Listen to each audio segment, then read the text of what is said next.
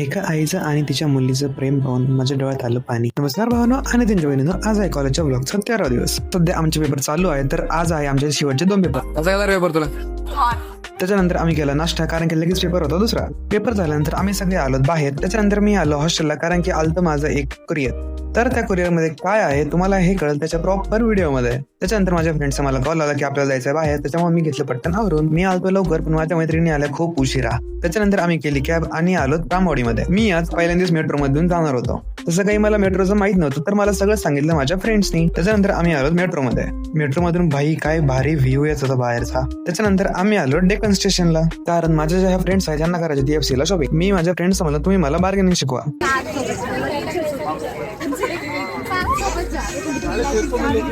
Bargaining करायच्या बाबतीत मुलींचा काही विषयच नाही. त्यांनी बार्गेनिंग केली, पण आम्हाला लागली भूक इथं खूप सारी. त्याच्यानंतर आम्ही केलं FC एक्सप्लोर. तिथे आम्हाला खूप वेगवेगळं पाहायला भेटलं. तिथे एक मुलगी हातात पोस्टर घेऊन उभा होती. जर तुम्हाला ह्याचा मिनिंग माहित असेल तर तुम्ही मला कमेंट मध्ये सांगा. त्याच्यानंतर सगळ्यांनाच लागली भूक, तर आम्ही थोडंफार खाऊन घेतलं. त्याच्यानंतर मी आलो गुड लक कॉर्नरला. तिथे मी बसलो होतो, तर माझ्या समोर हे छोटंसं दृश्य होतं. ह्याच्यातून खूप काही शिकण्यासारखं होतं. आपण म्हणतो आपले प्रॉब्लेम एवढे मोठे, पण दुसऱ्यांचे प्रॉब्लेम खूप येते. सगळ्यांना सगळं काही भेटत नाही. आपण आपल्याकडे आता जेवढं आहे त्याच्यातच खुश मानायला पाहिजे. तर माझ्या समोर असं पाहिलं नाही.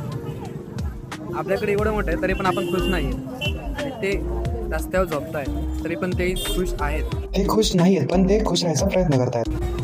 छोट्या छोट्या गोष्टी पण आपण खुश राहायला पाहिजे असं वाटतं. काहीच आम्ही दोघांनी मुलींसोबत येऊन चुकी केली. त्यांनी आम्हाला खूप बोर केलंय. म्हणजे स्वतः शॉपिंग केली, बाकीच्यांना कोणी विचारलं नाही. पोरगी आहे, ही पण पोरगी, ही पण पोरगी. त्याच्यानंतर आम्ही आलो स्टेशनला, पण यांची चालू वेगळीच बघ होती. त्याच्यानंतर आम्ही केली टमटम आणि निघालो वाघोलीमध्ये. रिटर्न आल्यानंतर मला भेटलं नवीन पार्सल. तर तुम्हाला आजचा ब्लॉग कसा वाटला ते नक्की सांगा आणि धन्यवाद.